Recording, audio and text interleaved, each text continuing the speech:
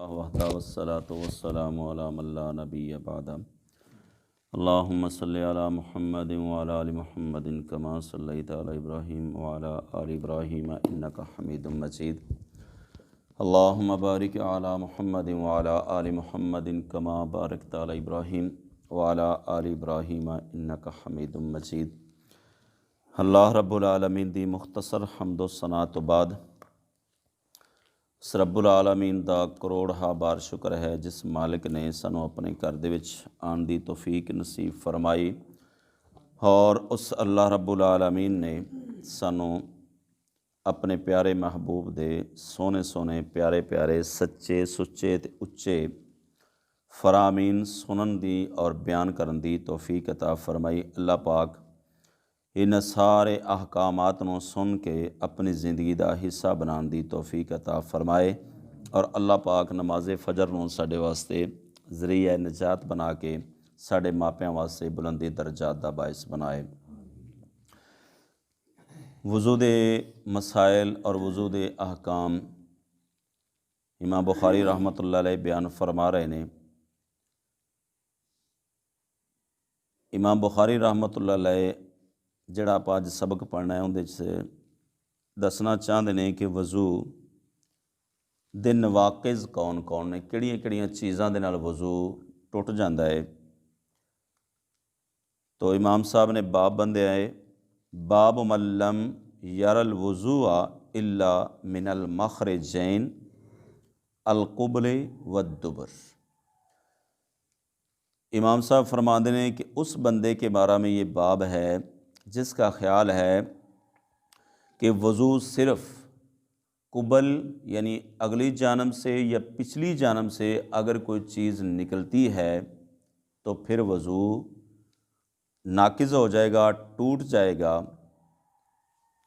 تو اس میں امام صاحب نے گویا کہ اپنا مذہب بھی بتا دیا ہے کہ ان کا اپنا مذہب بھی یہی ہے، اپنا ان کا فتویٰ بھی اور اپنی ان کی سوچ بھی یہی ہے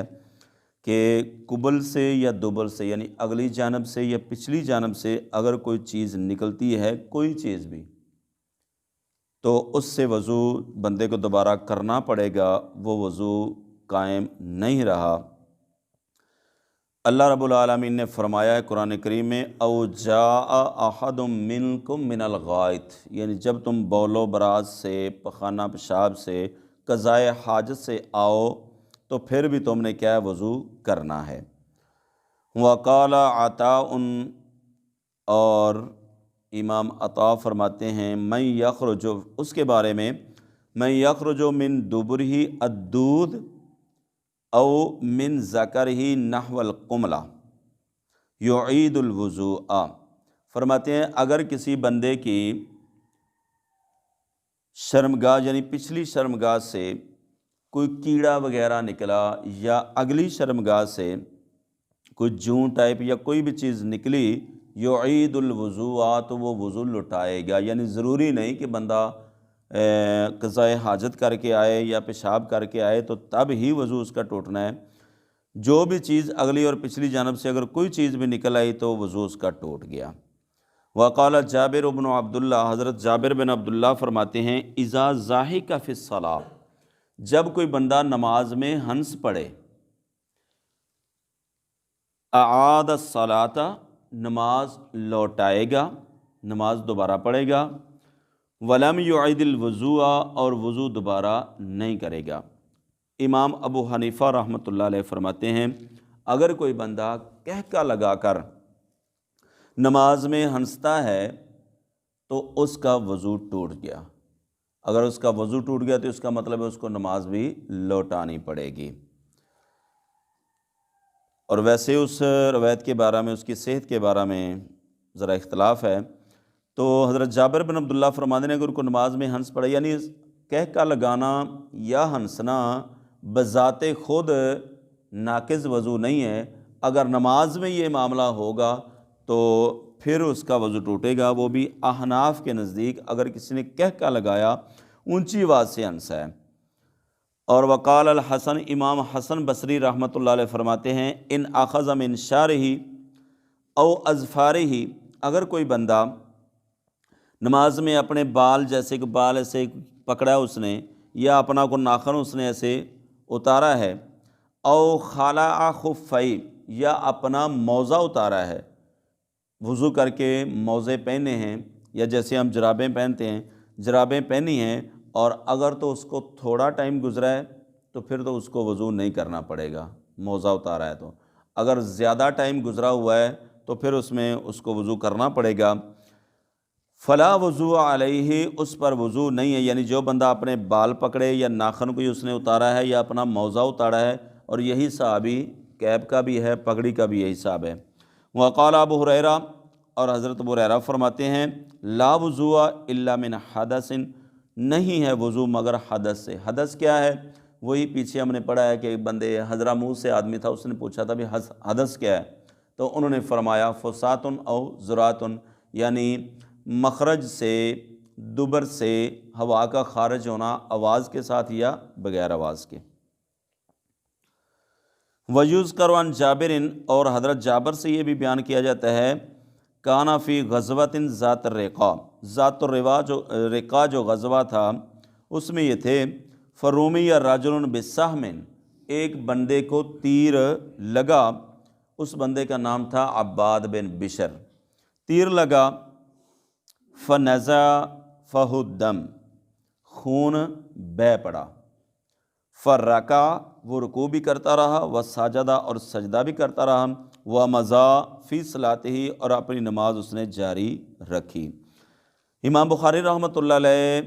یہاں سے یہ بتانا چاہتے ہیں کہ ایک تو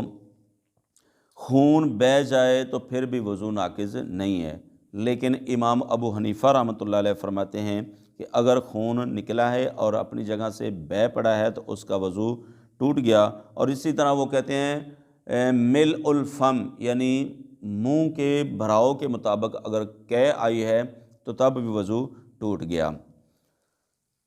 وقال الحسن، امام حسن بصری فرماتے ہیں یہ سارے مختلف کتابوں سے امام صاحب نے احادیث کے جو ٹکڑے بیان کیے ہیں، اور ان کا جو ائمہ دین تھے ان کا مذہب بیان کیا ہے، ان کے فتوے جو ہیں وہ بیان کیے ہیں کہ فلاں بندے کے نزدیک یوں ہے، فلاں بندے کے نزدیک یوں ہے۔ امام حسن بصری فرماتے ہیں ما زال المسلمون یصلون فی جراحاتہم، کہ مسلمان اپنے زخموں میں ہمیشہ نماز پڑھتے ہی رہے، یعنی یہاں سے امام صاحب یہ ثابت کرنا چاہتے ہیں کہ اگر خون نکل رہا ہے تو نماز نہیں ٹوٹتی، وضو نہیں ٹوٹتا، کیونکہ نماز مسلمان ایسے پڑھتے رہے تھے غزوات میں۔ وقال طاؤس و محمد بن علی و عطاء و اہل الحجاز لیس فی الدم وضوء، خون نکلنے میں وضو نہیں ہے، اس کا وضو نہیں ٹوٹتا، کیونکہ وہ عاصر بن عمر، حضرت عبداللہ بن عمر نے ایک اپنی پھنسی کو دبایا، فخرج منہا دمن، اس سے خون نکل پڑا، فلم یتوضا، تو انہوں نے وضو نہیں کیا تھا۔ وبزق ابن ابی اوفا دمن، ابن ابی اوفا کو خون کی تھوک آئی، فمضى فی صلاتہ، تو وہ اپنی نماز میں جاری رہے، یعنی انہوں نے بھی وضو نہیں کیا۔ وقال ابن عمر والحسن، اور امام حضرت عبداللہ بن عمر اور حضرت امام حسن بصری فرماتے ہیں من احتجم، جو بندہ سنگی لگوائے، ڈاکٹر صاحب نے سنگی لگوائی، انہوں نے پتہ کہ میں لگوائی دی، وہ رمی کے اندر جنوں، من احتجم، جو بندہ سنگی لگوائے، لیس علیہ الا غسل محاجم، اس پر وضو نہیں ہے، صرف جہاں سے اس نے سنگی لگوائی ہے اس جگہ کو دھو لے، صاف کر لے۔ تو یہ امام صاحب نے مختلف محدثین کے اور تابعین کے اور صحابہ کرام کے جو فتاوے تھے، جو ان کے عمل تھے، وہ بتا دیے ہیں۔ وضو کے ٹوٹنے کے بارے میں اب آگے ایک حدیث بیان کرتے ہیں۔ قال حدثنا ابن ابی ایاس قال حدثنا ابن ابی ذئب قال حدثنا سعید المقبوری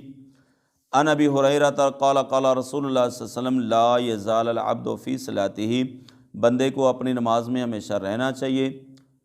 بندہ اپنی نماز میں ہی رہتا ہے، ما کان فی المسجد ینتظر الصلاۃ، جتنی دیر تک وہ مسجد میں بیٹھا نماز کا انتظار کرتا رہتا ہے۔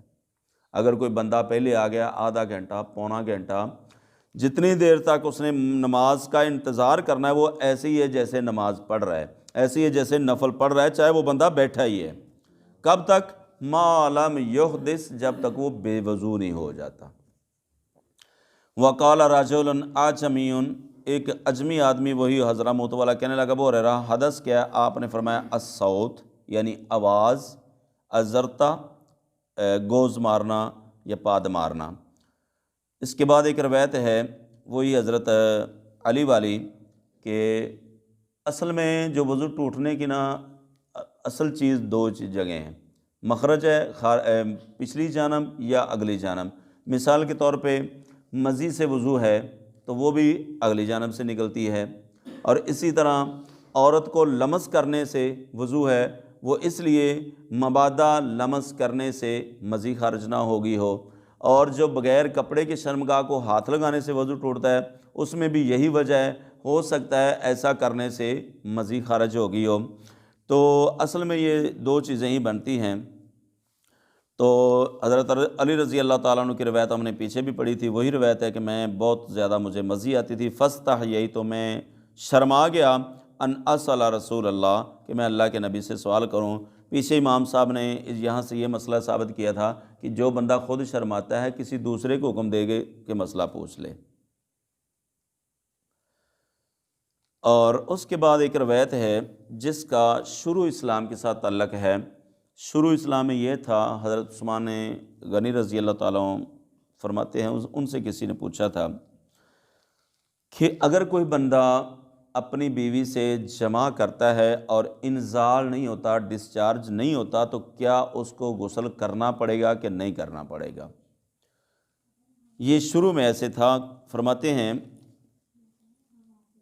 ان زید بن خالد اخبرہ انہ سأل عثمان بن عفان، انہوں نے عثمان بن عفان سے پوچھا، قلت، تو میں نے کہا، ارأیت اذا جامع، کیا خیال ہے تمہارا اس بارے میں جب کوئی بندہ اپنی عورت سے ہم بستری کرے، ولم یمنی، اور اس کی منی خارج نہ ہو، انزال نہ ہو، تو حضرت عثمان نے فرمایا یتوضأ، وہ وضو کرے گا، کما یتوضأ للصلاۃ، جس طرح نماز کے لیے وضو کیا جاتا ہے،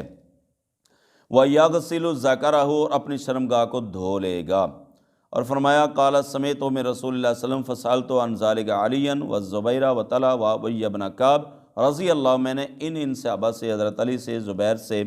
طلحہ سے اور ابی بن کعب سے پوچھا تھا، فَأَمَرُوا بِذَلِكَ، تو انہوں نے اس کا حکم دیا تھا، اور اس کے بعد یہ حکم منسوخ ہو گیا۔ اب چاہے انزال ہو، چاہے بندہ ڈسچارج ہو یا نہ ہو، جب انٹر کورس کرے گا یا ایک شرمگاہ دوسری شرمگاہ میں گھس جائے گی تو اس پر غسل واجب ہو گیا، وضو تو کرنا ہی ہے، غسل اس پر واجب ہو گیا ہے۔ اور ایک روایت آتی ہے اس میں بلوغ المرام میں، الماء من الماء، تو اس کی جو صحیح عبارت ہے، یعنی جو چھپی عبارت ہے وہ یہ ہے، الماء یستعمل من خروج الماء، کہ پانی اس وقت استعمال کیا جائے گا جب کوئی پانی نکلے گا، تو اس کو محمول کرتے ہیں احتلام پہ۔ اگر بندے کو احتلام ہو گیا ہے تو اب چونکہ پانی نکلا ہے تو پانی استعمال کیا جائے گا، یعنی غسل کیا جائے گا۔ تو یہ شروع میں تھا، حضرت عمر رضی اللہ تعالیٰ عنہ کے دور میں پھر پورا اس پر اجماع ہو گیا کہ کوئی بھی بندہ چاہے وہ فارغ ہو یا نہ ہو، ڈسچارج ہو یا نہ ہو، اس پر غسل واجب ہے۔ ایک اور حدیث ہے آگے، عن ابی سعید ان رسول اللہ صلی اللہ علیہ وسلم ارسل رجل من الانصار، انصاری آدمی کی طرف ایک بندے کو بھیجا، فجاء، وہ بندہ آیا، انصاری آیا، وراسہ یقطر، اس کا سر جو تھا وہ قطرے بہا رہا تھا، یعنی ایسے تھا جیسے ابھی نہا کے آیا ہے۔ فقال نبی صلی اللہ علیہ وسلم، یہ اوپر والی حدیث کا ہی اس میں ہے مطلب، آقا علیہ الصلوۃ والسلام نے فرمایا لعلنا اجلنا کا، شاید کہ ہم نے تجھ کو جلدی میں ڈال دیا ہے، یعنی کہ تو کوئی کام کر رہا تھا اپنے گھر والوں کے ساتھ، اپنی بیوی کے ساتھ کوئی ازدواجی تعلق قائم کر رہا تھا، لیکن ہمارے بلانے پہ تو نے ابھی اپنی وہ ساری ضرورت پوری نہیں کی تھی، ویسے ہی آ گئے ہو۔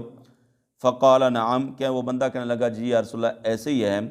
میں مصروف تھا لیکن ابھی میں اپنے اس کام سے فارغ نہیں ہوا تھا۔ تو آقا علیہ الصلوۃ والسلام نے فرمایا اذا اوجلتا، جب اس طرح کا معاملہ ہو، یعنی بندہ کوئی اس کا اپنے کام میں مصروف ہے، ازدواجی تعلق میں مصروف ہے اور ابھی تک اس انزال نہیں ہوا، تو آپ نے فرمایا علیک الوضو، تجھ پر وضو ہے۔ تو جیسا میں نے پہلے عرض کر چکا ہوں کہ ان ساری روایات کا شروع سے تعلق ہے۔ اب یہ اجماع ہے، چاہے انزال ہو یا نہ ہو، چاہے بندہ ڈسچارج ہو یا نہ ہو، فارغ ہو یا نہ ہو، اس پر وضو بھی ہے اور اس پر غسل بھی ہے۔ واللہ عالم بمراد۔